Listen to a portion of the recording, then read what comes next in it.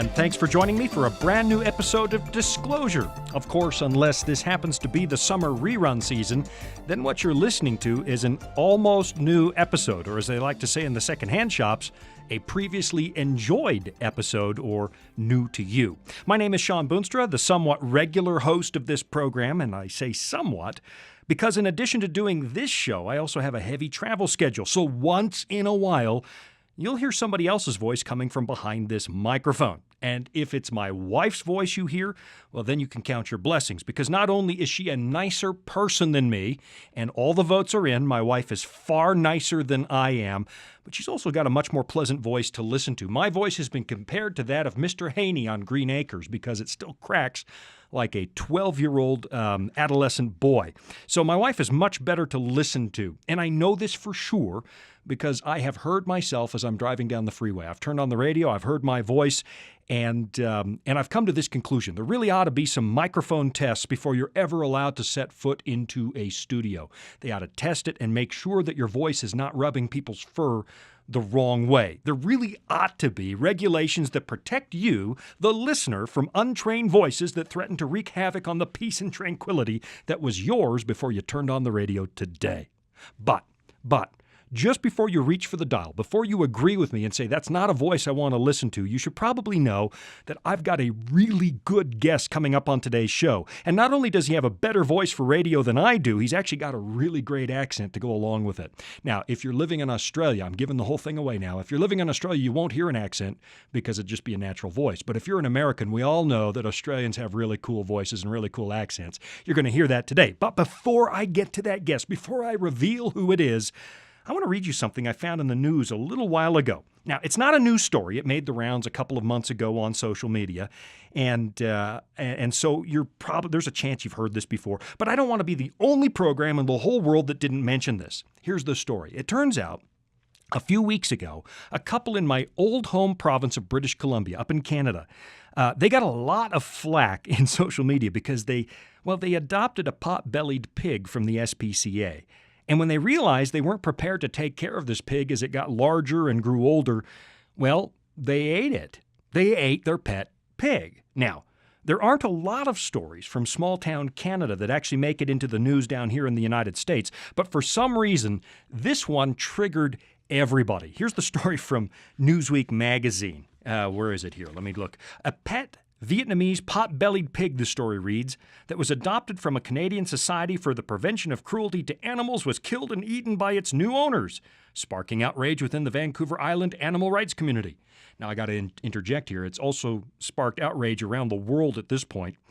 3-year-old Molly, the story says, the pig first arrived at the Cowichan District Society for the Prevention of Cruelty to Animals, the SPCA.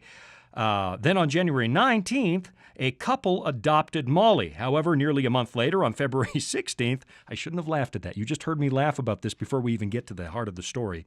On February 16th, it was discovered that the pet pig's new owners had slaughtered and eaten her.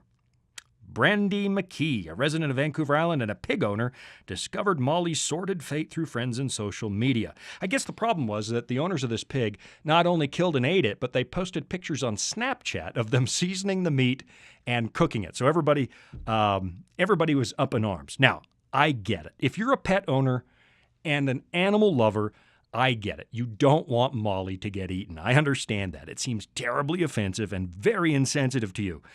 And I can understand that. I really can. Some people don't like the idea that people eat animals. And maybe before I go any further with what I'm about to say, let me do just a little bit of shameless virtue signaling here on the air so that you can't get mad at me for what I'm about to say. Here's the fact. I'm a vegetarian. In fact, I'm mostly vegan, which means I don't eat animals. I don't. And if I did, I certainly wouldn't eat pigs, because the fact that God forbid pork chops in the Bible has me convinced that's probably not the best food choice at any rate. So I don't eat animals. But now, having said that, here's what I'm wondering. Here's what I'm wondering about our day and age. Why exactly is this a big news story going around the whole world? I mean, has nobody ever eaten a pig in the history of civilization? I mean, do you think this would have made the news 50 years ago? Because when I go back to my childhood, a lot of people that I was neighbors to had animals on their property specifically for the purpose of eating them. I mean, that's the way that it was. And some of the people who went ballistic when Molly got eaten and called for prison time for Molly's owners, I'm sure they have no problem going down to the supermarket. I mean, it's some of them. They've got no problem going to the store, buying a cut of meat, bringing it home, and cooking it. I mean, at least if they're not vegetarian. So where exactly do they think all the supermarket meat comes from? I'll tell you this, it doesn't come from a magical meat factory. It isn't produced by a replicator on the Starship Enterprise. All those packs of meat in the store, were all animals at some point in their existence too. So what these people did with their pig really isn't, well, all that unusual. The only difference is the pig had a name. It was a little more personal, and so I can understand why it offended some people. But 50 years ago, people had barnyard animals that had names too, and they ate them. So I guess I'm wondering why there's so much outrage. I get that some people don't like it. I understand that you have to sign an agreement with the SPCA that you're not going to kill or eat the animal you're adopting, which makes me wonder why they had to adopt that policy in the first place, because most of the animals at the SPCA are actually dogs and cats. So why did they have to pass a rule saying you can't eat the animal? But you do have to agree when you take an animal from the SPCA not to kill it. So this couple did violate their agreement. So, okay, I get it. I can see why some people are mad. But under the law, there's nothing anybody can do about this. You're allowed to butcher an animal under Canadian law. So Molly got eaten. And I guess the lesson is this. It's not really the topic for today. I don't know why I'm spending so much time on Molly the pig. But here is Boonstra's takeaway on Molly the pig. Number one, if you're going to eat meat, and we all know it's not that good for you anyway, but if you're going to eat meat, buy it from a farm. And certainly don't butcher it yourself, because apparently that's going to bring the wrath of the whole planet down on you. Secondly, if you're going to butcher your own animals, for crying out sideways, don't put pictures on social media, because now you're just asking for a backlash. That, I have to admit, is kind of dumb. And really, folks, takeaway number 3, don't eat your pets. Don't eat your pets, because that's just going to make people mad. All right, now enough about Molly the pig, because I've got better and bigger things to do today. My guest today is not Molly the pig. Much better than that, my guest is Pastor Gary Kent, speaker-director for the Incredible Journey in Australia. Now, if you're a fan of faith-based media, I'm guessing you already know who Pastor Kent is, because he's been on the airwaves for a lot of years. And in the country of Australia, he's something of a household name. In fact, at one point, his ratings on national television were bigger than any other religious broadcast in the country, even though that in those days, he was actually on at 3:30 in the morning. Gary, I'm so glad that you've taken time out of your day to join me here on Disclosure. Sean, it's a wonderful privilege and pleasure to be with you here in Colorado, and absolutely delighted to be here with you. Now, you were just at NRB and you're on your way back to Australia. Correct. So landed in Denver, and I'm glad that you have an opportunity. Let me ask you this. Before we get to anything really serious, I just have to ask one question. Have you ever eaten any of your pets? No. You hesitated. Ever. You hesitated. Now, I'm saying that because I wasn't always the pristine model of society that I am today, and I did eat some of mine when I was a boy. I didn't know any different. Today I'm a vegetarian, but I had rabbits when I was a boy, and we were raising them for one specific purpose. And so, yeah, I have to admit, and my children are horrified. They're horrified because they were raised vegetarian. Dad, you ate Thumper. All right. Sean, I've had some of the craziest pets you can imagine. My parents served as missionaries in Africa when I was a boy. And so we had the craziest pets imaginable, from chameleons to wild dogs to all sorts of animals, and you certainly wouldn't want to eat them, ever. No, not a chameleon. How do you even find a chameleon back? If you let a chameleon go in the house, did they really blend? Do they really blend with their background? Absolutely. Oh, yes, they can. The saying is accurate. They can change their color, and it's amazing to just watch it happen right there before your eyes as they move from one colored background to another. That's amazing. Now, do they have the eyes that move independently of each other? Eyes that can see in all directions. See, I couldn't live at that Beware. house. You'd wake up, it'd be on your dresser at night, staring at you oddly. Let me ask you a couple of other. We have some serious things to talk about today, and we're going to talk today about Bible promises and disappointment and challenges in ministry and some of those things. But I have to ask just a couple of questions about Australia just before we get started, because I think if I see what's going on in movie theaters, there's a new Crocodile Dundee movie that's coming out. And of course, when the first one came out back in the 1980s, America fell in love with Australia and tourism went through the roof. Here are my burning questions. Why'd you have to put Australia so far away? Well, we ask that question all the time. You only have to worry about that when you travel to Australia. Every time we travel anywhere, we ask that very question. What does it take to get here? To Los Angeles is a good 12 hours, yeah, isn't it? 13, 14 hours, That's depending a on long the time. on the tailwind. Yes, it's a long time. It's a long, long way away. The other pressing question, and then we're going to get to more serious things.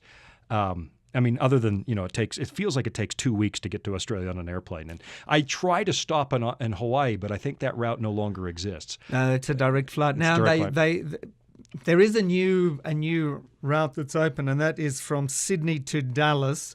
And I've just flown that, but they tell me it's the longest commercial flight in the world. Now, there may be another route that challenges that now.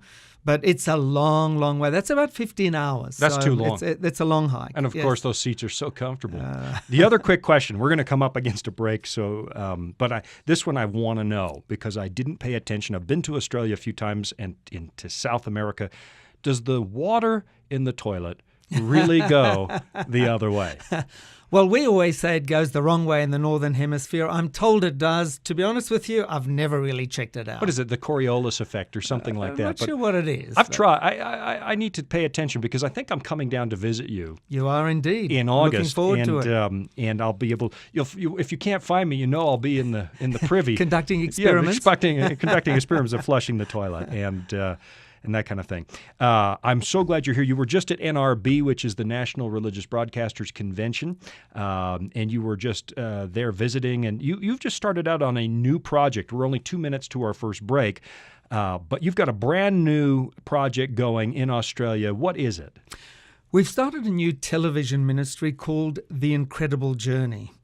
It's designed to share the good news of Jesus with people who wouldn't normally tune into a religious telecast or set foot in a church. So we have a half hour each week, and we design the program around a story. Okay. So we are communicating the message via stories. Give me an example. We've only got a minute and a half now, but an example like, say, episode 1, you pick a story like... We told the story of Martin Luther because we were celebrating the 500th year. So since he nailed the 95 Theses on the church, the cathedral door in Wittenberg. So we told his life story and shared what was behind the message of Martin Luther. What was the takeaway for that story then? What would the audience hopefully leave with after you've shared that story? They found peace and happiness, and that's what we're all after. Which is, of course, what Martin Luther found, right? In that experience, trying to rectify his own situation, justify himself before God, because if I remember right, he saw a picture of Jesus with a sword and a lily, both the justice and the mercy of God, and he knew that he was up against justice and didn't comprehend mercy. But discovered the just shall live by faith. That's it. Yeah. What a marvelous story. 500 years. Can you believe it's been 500 years since Martin Luther nailed those theses to the door? That's a tongue twister. Nailed those theses to the door. I hear the music, which means we're up against a break. I'm with Gary Kent of The Incredible Journey, visiting from Australia. You're going to want to stay tuned. But in the meantime, grab a pen and paper, grab something to write with, or grab your phone to take notes, because we've got some amazing things to offer you from the Voice of Prophecy. You're going to want to take advantage of that, and I'll be back in just a moment with Pastor Gary Kent.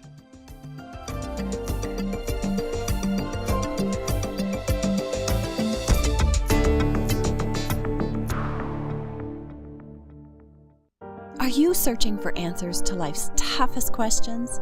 Like, where is God when we suffer? Can I find real happiness? Or is there any hope for our chaotic world? The Discover Bible Guides will help you find the answers that you're looking for. Visit us at BibleStudies.com or give us a call at 888-456-7933 for your free Discover Bible Guides. Study online on our secure website or have the free guides mailed right to your home. There is never a cost or obligation. The Discover Bible Guides are our free gift to you. Find answers in guides like, Does My Life Really Matter to God? And A Second Chance at Life. you'll find answers to the things that matter the most to you. Visit BibleStudies.com and begin your journey today to discover answers to life's deepest questions.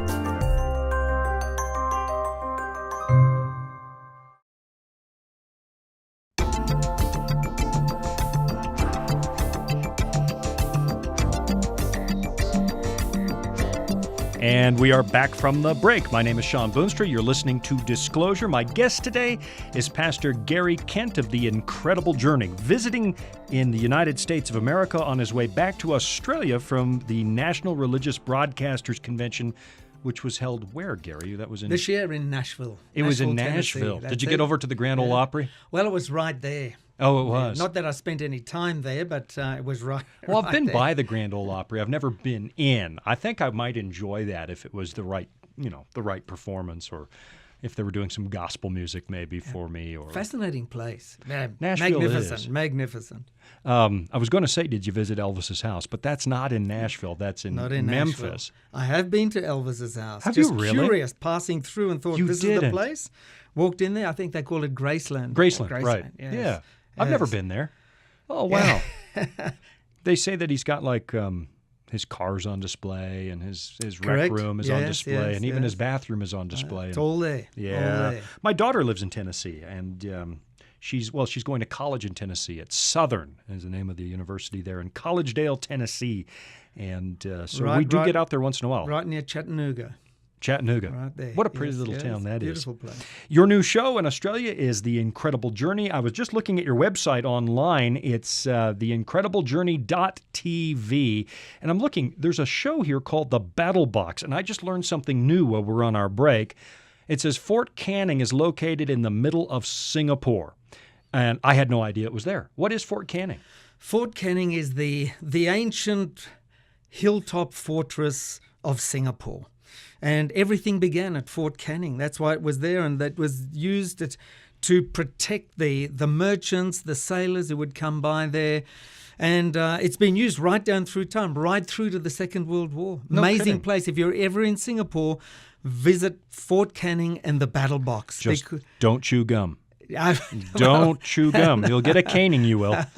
Well, those days are gone. But, they don't cane you for chewing gum. It's still pristine, clean, safe, beautiful place to visit. I do like Singapore. What was the lesson then that you drew out of Fort? Now, you can watch this. If you go look for The Incredible Journey and Gary Kent on YouTube, you can find this program, or right at the website, which is theincrediblejourney.tv. It's right at the top right now. And I hate to do a spoiler. I know people are going to go and watch it, but what was the lesson that you draw from this fort in Singapore? The story about the battle box is just amazing. When I heard about it, I thought, I've just got to share this with people. The battle box is actually an underground fortress in the heart of that hill, deep underground. Oh, no kidding. And it was there that the British made all their decisions regarding what they were going to do and how they were going to do it in that part of the world during World War II. And it was from there that they made the momentous decision to surrender Singapore. Oh. Probably the start of the end of the Great British Empire. It all began right there in the battle box. And there's a fabulous story about the flags that were involved. The message of the program is simply this: the war went full circle. And when the British surrendered, it was the most embarrassing, degrading defeat in British history.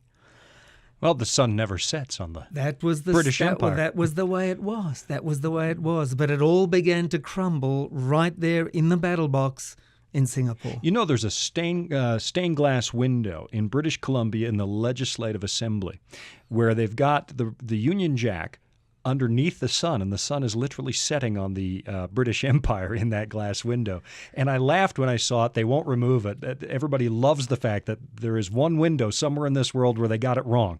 And the sun's literally... That's not what the saying meant. They just meant that the empire had gotten so big that it was always daytime somewhere Correct. in the British Empire. It never set. And they lost Singapore. So what's the spiritual application? So the spiritual application is simply this: the great war behind all wars. Okay. That we see taking place around us is about to come full circle. When Jesus was crucified on the cross, people thought that's the end. It's defeat. But now that same Jesus is about to return as King of Kings and Lord of Lords. The great controversy, this great conflict between good and evil, has about gone full circle. Jesus is coming soon. Do you know what I find remarkable? I teach a public seminar on Bible prophecy, and I know you do the same thing. But the Bible ends in the reverse order that it starts. You have mankind in a garden, and you've got communion with God and perfect happiness and perfect peace, the ideal situation for human beings. We rebel against God. We do what the one thing He asked us not to do, and then a curse falls on the earth. When you get to the book of Revelation, in those last verses of the book of Revelation, God lifts the curse and He walks us back into paradise. Even the tree of life is restored to us, and it boggles the mind. I mean, you say that God is going full circle. I find that one of the most humbling thoughts in the whole world, because I look back at my own life and I know there have been moments that I would be ashamed to have discussed in the courts of heaven with me present. I know that there are moments where I have not followed God, where I have in my own life rebelled against Him, and yet in spite of what I've done to Him, it's like a child turning his or her back on his or her parents. God's going to give it back anyway. It's like God saying, I'm going to give you the inheritance anyway. It's all yours in Jesus, a complete reversal of what we've done. How can people say that God is not love? Or that God is trying to, we paint this picture of God that He's angry and trying to kick people out of heaven. That's not the story of the Bible at all. Not at all. It's good news, Sean. It's good news. Right. I mean, why would He go to the lengths of giving His Son to lose you? In the end. Absolutely right. Right. All right. Let's talk a little bit about ministry itself. You've been at this for a while. You've been in ministry for a number of years. You had a large television ministry. I know you've had a parish ministry before that. You had churches. I know you had one some years ago in Sydney. Fountain in the City. Fountain in the City. And so you've been in ministry, both in church ministry and in media ministry for a long time. I want to ask you this. It's a little bit personal, I suppose, but when did you know that this is what you wanted to do with your life? I'd always been interested in it because I come from a family where my grandfather and my father were missionaries, church planters, and church pastors. Oh, so you're a PK. So I'm a PK. So I've had first-hand exposure to what's involved. I went through different phases. I had an interest and then I lost it completely.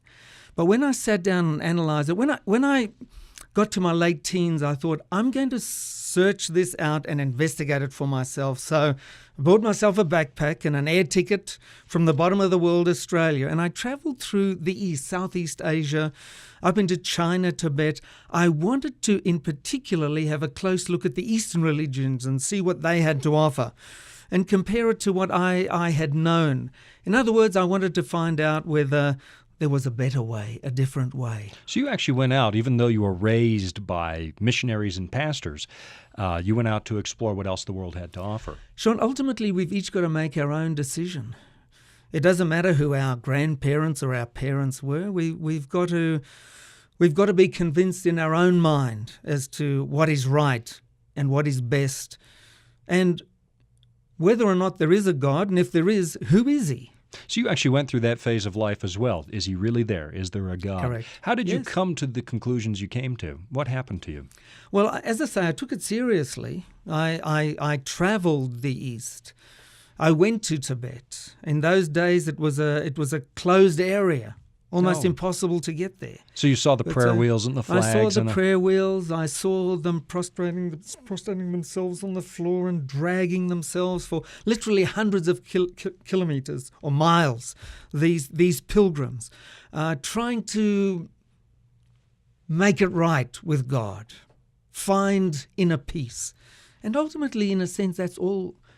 We're all on that search, on that pilgrimage. We want happiness. We want security. We want assurance. We want inner peace. I think it's true that every human being, if they have a quiet moment and reflect over their life, they find things, whether or not they believe in the God of Abraham, the God of the Bible, the Christian God, the Jewish God, whether or not they believe in that God, they find moments that they know that in their own lives they stand condemned. I find that a universal feature. So I go to South America and I still see the Incas play acting out an old ritual from way back when, hundreds of years ago. Once a year they still sacrifice a llama to the sun god. Today, I think they do it largely for tourists and so on. But I look at that. Every culture seems to have this this need to deal with what's wrong with the human race and what's wrong in our hearts. Where does that come from? Why do we all universally feel that way?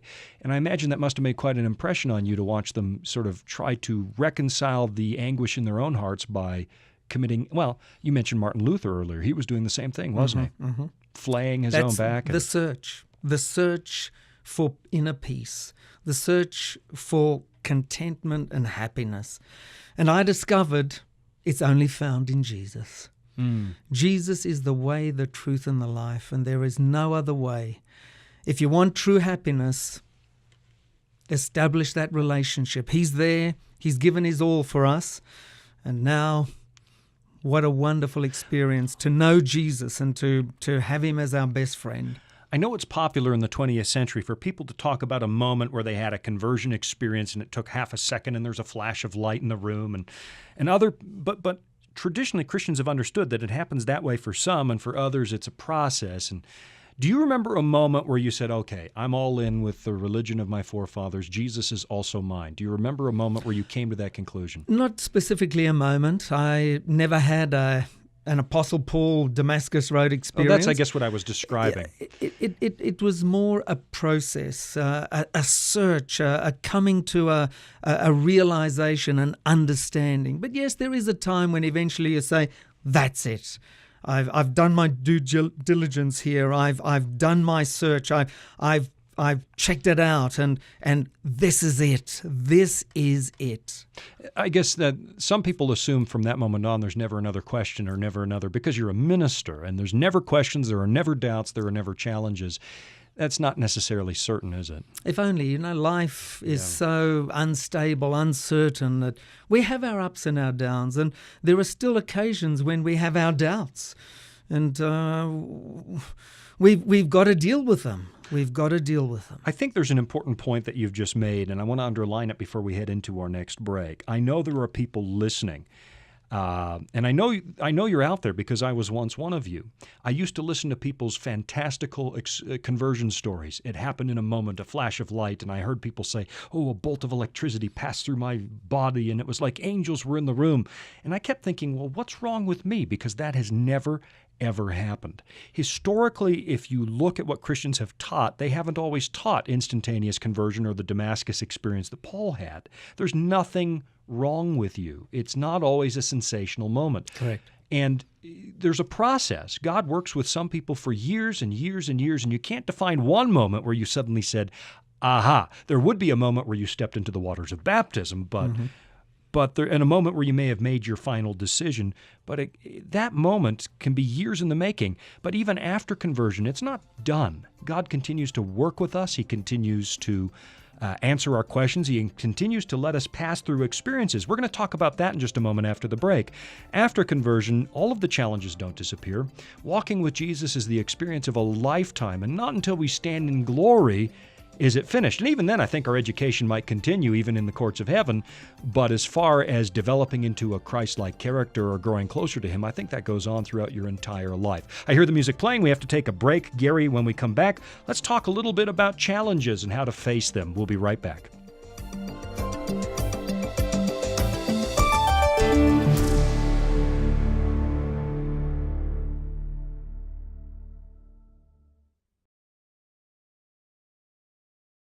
Disclosure is just one of the programs brought to you by the Voice of Prophecy, like the audio adventure program Discovery Mountain. Discovery Mountain is a weekly Bible-based program for kids of all ages and backgrounds. Your family will enjoy faith-building stories with Jake Donovan, Mr. Simon, and others in this small mountain town. Each summer, campers visit Discovery Mountain, where they sing songs, learn about God, and reenact a Bible story with the help of drama teachers Miss Wendy and Miss Tamra. With 24 full episodes every year and programming every week, your family will have something uplifting to listen to every week. Listen to episodes on demand and watch video features from Director Doug at discoverymountain.com or on your favorite podcast platform. That's discoverymountain.com.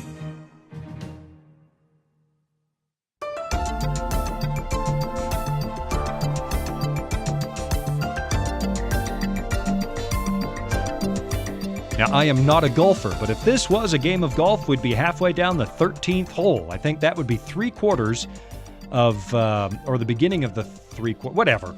If this was a game of golf, we'd be in the back half of it anyway. We're in the third segment. My guest today on Disclosure is Pastor Gary Kent, Speaker-Director for The Incredible Journey, and I just feel privileged to have him in studio because he doesn't live here and we don't get to see each other very often, maybe once or twice a year, Gary.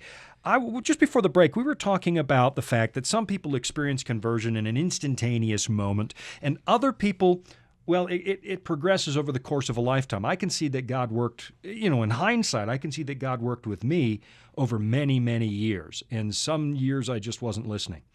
And then even after conversion, it continues on. And I have noticed, that the name of your program has the word journey in it. Let's talk a little bit more about the fact that walking with Jesus isn't just a legal arrangement that happens in a moment. It's a relationship that follows the course of a life. It's a journey, and it's a journey that we're all on. And that's the name behind the ministry is The Incredible Journey.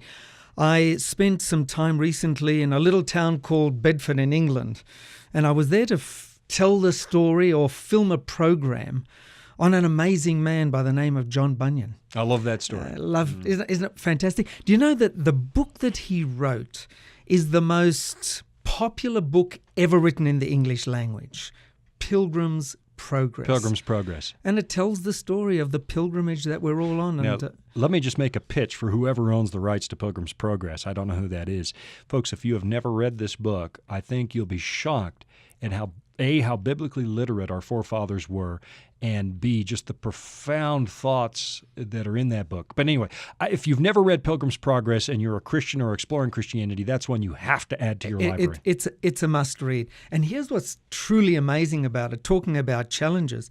That book was written while he was in the midst of a 12-year prison term. He was a prisoner when he wrote it. Wasn't it? Because they had the Conventicle Act in England and were insisting that everybody must worship according to the Common Book of Prayer back in those days. And there were dissenters who said, but we'd like to follow our conscience. Not just that, but they also said you cannot preach in public.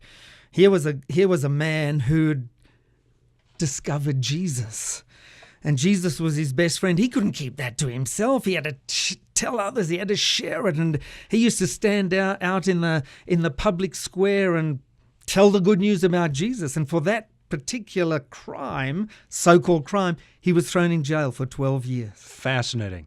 That is one of my favorite books. He also wrote, the founder of the Voice of Prophecy, H.M.S. Richards, was a big fan of John Bunyan, and he put me on to some other books. There's another one called The Holy War.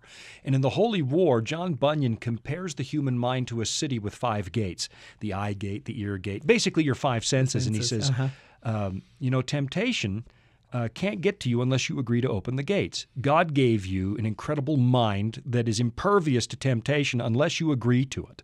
Unless you open the gates, the devil can't get in there. And one of the most instructive books I've ever... Anyway, but that's not Pilgrim's Progress. He wrote a few. The Antichrist is another one that everybody ought to read.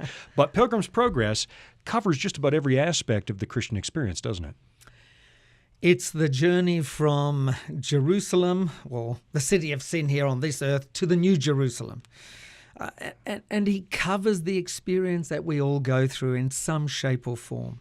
Wonderful story. So in your own life now, we talked a little bit about the fact that even though your parents and grandparents were in ministry, you had to make your own decision. You saw what world religion had to offer. You made your own decision that, yes, Jesus is the way, the truth, and the life.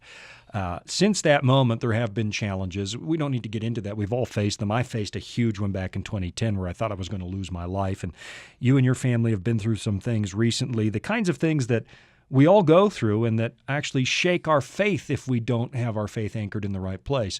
Talk a little bit about meeting those challenges, what it's like when it seems that God is silent. How do you survive that? How do you get through that? Why is God silent? Just talk to me a little bit about, we don't need the details of who did what or what you went through, but I think it would be instructive for people to know that ministers face challenges too. Well, like everybody else, Sean, I mean, in reality, we believe in the priesthood of all believers. We're all ministers. Yeah, that's right. No, the that's Lord's true. representatives. So we're no different. We're no different. And we face this challenges in life like everybody else. Yeah, and that's important to understand. Your pastor looks like he has it together once a week, but they're human beings and they hurt too. Sure, Yeah. sure. How do we deal with them? That's the question. For me, it was a matter of trust. And it was falling back on the anchor of God's word. Passages or concepts like we find in Isaiah, where the Lord says, "Do not fear, for I've redeemed you. I've called you by name. You are mine." And there are times when we've got to remind ourselves about that. Things happen and you wonder why they're happening and why they're allowed to happen and where is the Lord while this is going on. But we've got to remind ourselves that we are His. That's a key one. I happen to know what happened to you and what you went through, and it doesn't matter particularly the details because it doesn't really matter because everybody out there, I think if we were to name it, might become less personal, and to not name it, it's kind of like the thief on the cross doesn't have a name. Now he looks like me. But there come moments where it seems like God falls silent. Has that happened to you? Yes. Yeah. Yes. And they are the most difficult times in life. Where is God? You've made the commitment. You want Him there all the time. You want to see His face. But there are times when it seems shrouded. What then? And it's then that you've got to really dig deep. You've got to. Everything depends on your relationship with Him. Have you ever gotten, we're going to get personal. You don't mind, I hope. You can just tell me we don't want to answer that one. But I think this is an important question. Have you ever gotten mad at God? I'm ashamed to say yes. Well, I'll join you in that because I've done it. I've done it.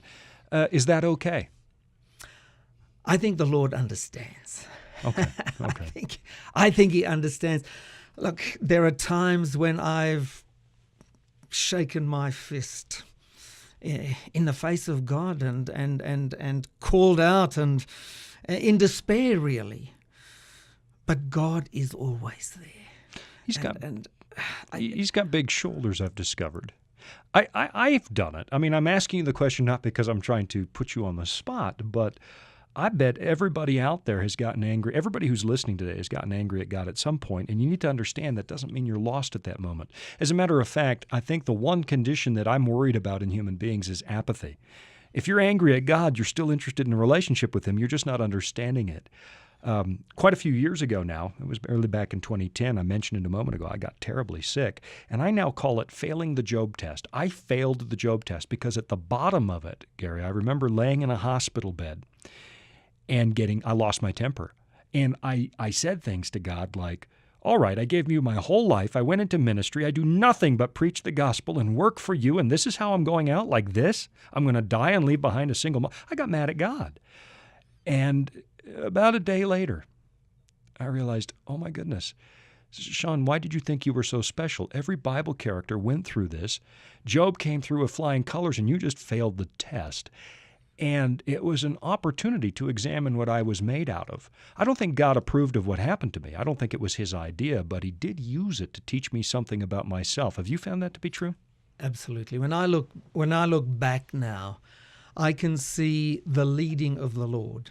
And it's not always the way we expect, but I can see that the Lord had His hand over me and protected us as a family, and that He's got a plan for our lives. If He's called us by name, He's certainly got a plan for us. Sometimes we don't always see that plan clearly, but it's there. And this is where our faith and our trust comes in. And this is where our dependence on His word, trusting His word. For example, that passage in Jeremiah where He says, "For I know the plans I have for you." Jeremiah 29. Yeah, it's a beautiful passage. He's got a plan. It's there. And sometimes we don't always see it clearly in the day-to-day struggles, but certainly in my case, as I look back, I can see the way the Lord has led. And that gives me courage for today, hope for tomorrow. Let me ask you this. You mentioned your family a moment ago. And I guess we're trying to pull back the curtain and show the mind of preachers on the air today. But you're not only just a minister, you're a husband, you're a father, and when your family faces a devastating challenge, how do you maintain your relationship to God? Did you find it a challenge to maintain your own relationship with God and still yet be the one who stands in the gap for the rest of your family and keep their courage up? Well, it's important to remember that we are an example, not Right. just to our families, but to our friends and those around us. I think it's imperative that we present the right picture. Our families know more than anyone that we're not perfect. Oh, yes, But, I know. That's why I don't allow my children in front of these microphones. But I think it's so vitally important that we as fathers, as husbands, do show leadership. And I think it's vitally important that we remember that we are an example to those around us, and most of all to those closest to us. And I think it's in order to share our concerns and even our doubts. But I think most of all it's important in these instances to show leadership and to guide our families towards the Lord, and to remind them that even in these hard times, He is still sovereign. The Lord is still on His throne. He hasn't forgotten us, rejected us, neglected us. He's still there. He loves us just as much as ever. You know, one of the most humbling thoughts I had, Gary, was this one. One day this thought occurs to me. Why did I expect a better life than the one Jesus had? Jesus was despised by His own family members at one point. He was rejected by the religious authorities of His day. He was put to death eventually for just coming to reveal the truth of God's love to everybody. And I've looked at myself thinking, why would I deserve a better existence in this world than He did? It was a humbling moment. Jesus didn't come and have it easy. He wasn't born into a palace. He wasn't where He belonged, frankly. If He were to be anywhere on earth, He belonged in the palace. Why would we have a better life than Him? It's a kind of a humbling thought. Or Job, or Paul, or... Especially as we are His followers, we should not expect a bed of roses. Right. What did Jesus say? In this life you will have tribulation, but be of good faith, for I have overcome the world. And He reminded us that we will need to carry a cross at times. Yeah. Yeah, and I guess that's one of the things that I struggle with sometimes with the way that we're presenting Christianity in the 21st century. There's a tendency in some forms of Western Christianity to say that once you follow Jesus, it's easy street. He wants you to be rich and good-looking and have a prosperous life, and somehow you have to skip the very life of Jesus or Paul or Peter or any of them to come to that conclusion. Of 12 disciples, only one died of natural causes. Only one. I hear the music. That means that it's just about time for a break. Gary, let's talk a little bit more when we come back about the incredible journey and some of the... Oh, we're going to run out of time. I can't believe it. We're heading for the final segment and put two preachers in front of microphones, and what do you get? Dangerous. Dangerous. Yeah, we're just going to kill all the time. We've got so much more I would love to talk about, but we do have to take a quick break.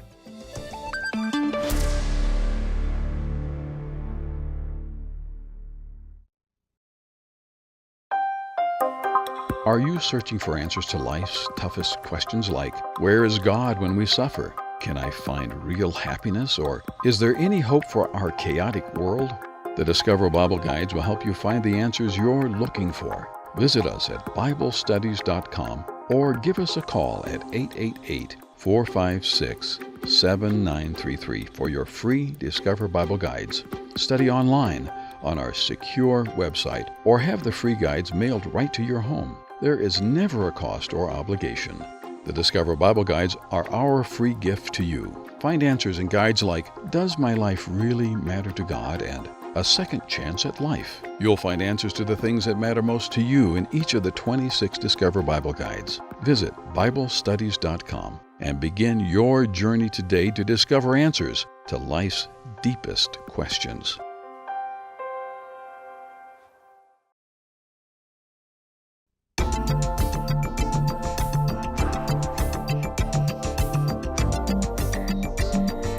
All right, if this was a game of baseball, we would be leaving third base now and heading for home plate. Or I guess you don't play baseball in Australia, do you? No, we play a game called cricket. Yeah, I've watched cricket. You know that I can't comprehend it. The manager here, Victor's the manager at the Voice of Prophecy. He loves cricket. He's from South Africa. I don't understand it. I just don't get it. These are games that came to us from Mother England. All right. I lived in Victoria, British Columbia, and it's more British than Britain is. We actually called it living behind the Tweed Curtain. And there was a cricket club downtown, and I used to go and watch. I don't understand it. All I know, I know the term sticky wicket. I don't know what it means, but it also happened to be the name of a pub in the city. So who knows what I don't understand the game at all. But we're not really talking about cricket. We're not talking about eating pets. I think that's where I started the show today. We're talking about disappointment and the fact that the Christian experience is not easy street, that when we sign up with Jesus, we're signing up for the life he had, basically, with the same kinds of challenges, but that it's worth it. You know, Gary, I was thinking during the break, I've questioned, why is it that at some moments in my life and in my ministry, God seems so present that he almost is speaking aloud to me. I've had moments. I can remember one time, shortly after becoming a Christian, I'm driving along the ocean, and I'm just entirely happy that day. I've become a Christian. I know who Jesus is. I know for sure when Jesus comes, I'm going to heaven. I had such peace, and suddenly it was like a voice, not audible, but Christians know what I mean by this, but just powerful. And the voice said, "Blessed are they that hunger and thirst after righteousness, for they shall be filled." And I got a shiver down my spine. I thought, you just kept that promise to me. I'm filled. So there's that experience, and then there's the hospital bed where I can't hear his voice. And I remember Jesus went through that. My God, why have you forsaken me? And I'm sitting in my living room having a little debate with God one day, reading a book, and I'm home alone. And I suddenly hear the refrigerator kick on, the compressor, and a few minutes later it kicks off. And then it kicks on again, and then it kicks off. And this thought occurs to me. Now, I don't have a Bible verse to back this up, but if God spoke all day, every day, you know what human beings would do? Tune him out. It's what we do with a radar detector back in the day. I mean, I've heard. I never actually, I had one in my car, but I wasn't a Christian in those days. At first, I hit the brakes every time that thing went off. Oh, no, a radar trap. But after a year, the police could be chasing me, and I wouldn't hear it. I wouldn't. If God spoke every day, would it still mean something when... How far between were the miracles in the Bible? We read them like they happened every day, but some of those were hundreds of years in between those interventions by God. I don't know about you, but how do you comprehend the silences of God? They're there. We all know it. There are times when we wonder, where is he? Where is he? I find that in those times, it's a matter of trust. And it's remembering what he's done for us in the past and ultimately what he's done for us on Calvary. And that's where I always end up during those times. It's a trust thing. And I'm reminded of passages and we know them so well, Sean. The one in Proverbs where we know them by heart. Trust in the Lord with all your heart and lean not on your own understanding. In all your ways acknowledge him and he shall direct your ways. So it's a trust thing. It's a matter of putting our faith and our trust in him, not just in the good times, but also in the quiet, silent times. Now, those are well-known verses. I think sometimes we read over them and we just read that aloud, and we've heard it so often that we don't really pay attention to what it's saying. But when it says, lean not on your own understanding, for me, I could spend hours contemplating what that means, because I have my idea of what God should be doing for me and the way God should behave, and he's got clearly his idea of what I should be doing and how I should behave, and only one of us is right, and it's him. It's hard for us to understand, when we're coming out of a life of sin and the human race has been impaired, for us to truly understand things. It's like we're driving with broken gauges in the car. We don't know what speed we're traveling. And to not lean on your own understanding means you have to spend time in the Bible, doesn't it? And it's also necessary for us to remind ourselves that there are times when we will not understand what's going on. We will not fully comprehend what is happening and why it is happening. And as you say, that's the time when we need to lean on the Word of God. Let me tell you something. When I was growing up in our home, we would recite the Psalms together. And on a Friday night, we would recite as a family Psalm 121. I will lift up mine eyes unto the hills.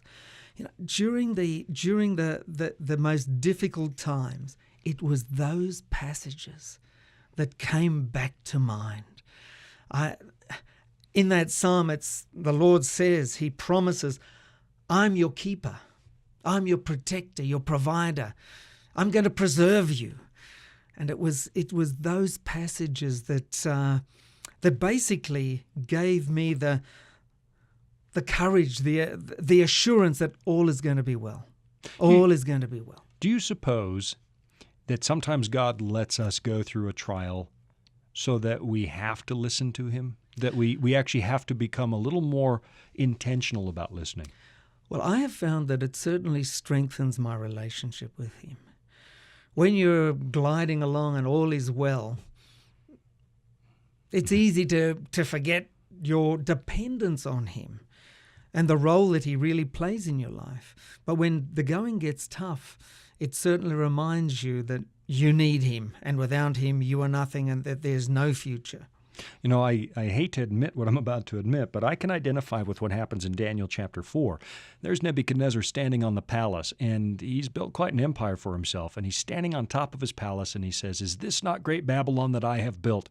And bang, God takes his mind from him, and he goes and lives in the field like cattle for 7 years. And I looked at that and thought, yeah, there have been occasions where I really need to go and live in the field with the cattle, because it's easy when you're coasting along to think, look at what I've done. Look at this ministry and in the end, nothing done for the kingdom of God was actually done by us. And I think once in a while, I'm not suggesting that you did something wrong or that I did something wrong to deserve it, but once in a while I wonder if God doesn't force us to slow down and make us realize He's really all we have in this world.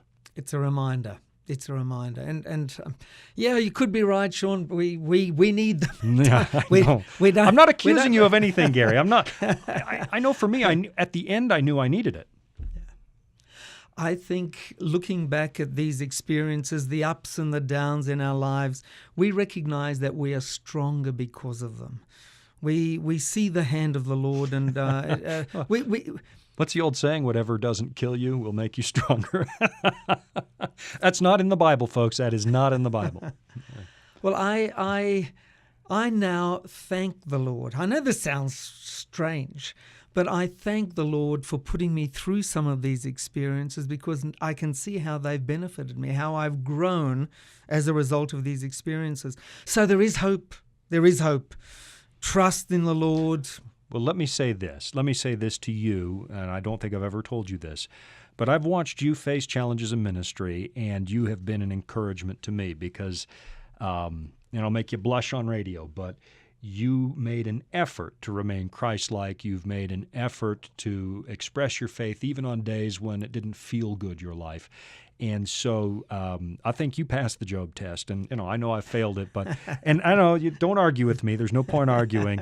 Is that I had conversations with you when you were facing challenges, and you often inspired me when I was facing challenges. But I had conversations with you where when we were done and we hung up the phone, I thought, oh, Lord, let me face life more like Gary and less like Sean.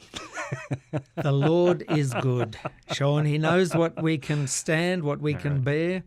And the wonderful thing is He's always there beside us. Yeah, He really is. You've had so many years in ministry.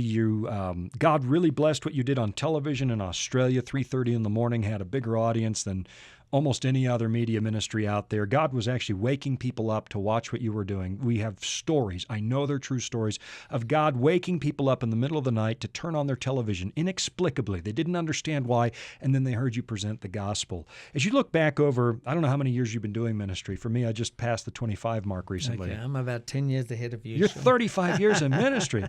Oh, I hope I look that good when Your hair hasn't grayed. Oh, my beard's starting to gray a little. You're looking back at 35 years. What would you say what has been sort of your most rewarding moment in ministry? Wow, that's a big question, because there have been so many rewarding moments. Probably, Sean, if you were to ask me, the most rewarding moment was to participate in the baptism of my own children, to see my children accepting Jesus as their Savior and making a commitment to follow Him, and coming to the realization that we're going to be in heaven together. That's remarkable. Is there? I Yeah. just can't think of anything better. I than also that. baptized both of my daughters, and Wonderful. now they're both, this might be a foreign term to some people, but my daughters are literature evangelists. They go door to door and share the gospel and bring religious literature to people. And to watch that happen, I have to share that sentiment with you. They made it, and it's what a blessing, because in ministry, one of the groups that suffers most is your own family sometimes because of the demands on the ministers. So it's been incredibly rewarding for you. The show is The Incredible Journey, and the website where people can watch that again, Gary? theincrediblejourney.tv. Okay. The programs also can be viewed on YouTube. We have a YouTube channel. If they just look up Incredible Journey, Gary Kent, they'll be able to watch any of these programs. Great stories, inspiring stories. I'm looking at some of these. The Man of the... Oh, it cut off the title. I see a whole bunch of episodes here. Pop star. You interviewed a pop star. Secret. Death Camp Murals. Oh, is that you too? Yes, that's us. Death That's one Camp of the stories. Murals. And Along the Rabbit-Proof Fence. Oh. Great stories. Great stories. So you can find these all. I'm actually at the YouTube channel now. I looked for Gary Kent and The Incredible Journey, or you can go to The Incredible Journey .tv. That's it. There you are. Yeah, I've got to say that there's a picture of you and Robin, your wife. She's much easier to look at than you. I will say that. Turning I television agree. upside down. I like that motto. Gary, I know that it's a bit of a story. How long have you been on American soil? How many days? Let me see. Week and a half. A week and a half. Oh, that's just about time to adjust. They say it takes 1 day for every hour that you've crossed, every time zone that you've crossed. And so just in time to go. I remember coming to visit you once, and I spent 2 days in Australia. I spent 2 days, got back on the plane, landed in Los Angeles, spent 1 day, and then went to Prague for 2 days. Never again. Never again. I must say this. You need to control the size of your bats. I am going to say that before we close today's program. I thought they were birds. And my daughter said, "No, Dad, I think those are bats." And I walked up to a tree, and one of them came out at me. And I don't ever want that. It was 6 feet across. We call them flying foxes, yes, and some of them are large, very, very large. Yeah, that's wrong. And I think you have 7 of the most venomous animals in the world, or 8. But in spite of all the venom, in spite of 6-foot bats, the gospel's being preached down in Australia on The Incredible Journey. I am so glad that you have taken a moment, Gary, to come in the studio today. I know you're busy, and you're actually on a flight tonight, aren't you? That's right, back home tonight. Another 15 hours? Yes, Do you go a straight from long Denver? You go straight from Denver? Denver, LA, Sydney. Oh, so you have to stop in Los Angeles. One- That's a one wonderful stop. airport Yes, to spend some yes. time in. No, he's laughing. It really isn't. LAX, you need a new airport. That's all I'm going to say. Listen, if you've been listening today, I know that life, if you've lived at all, if you have any life experience, life throws some challenges, and there are moments where you're going to wonder, is God still there? The answer is, yes, He is. Jesus tells us in the book of Hebrews, "I will never leave you nor forsake you." It's not about how you feel. It's about what you know. That's why it's so important to put the Word of God in your heart and in your mind so that it's there on the days when you don't feel God's physical presence. It doesn't mean that God has abandoned you if you don't sense Him on a daily basis. It just means that you're living the same life that every Christian ever has. So stick with Jesus. At the end, He always comes through. This is Sean Boonstra. You've been listening to Disclosure.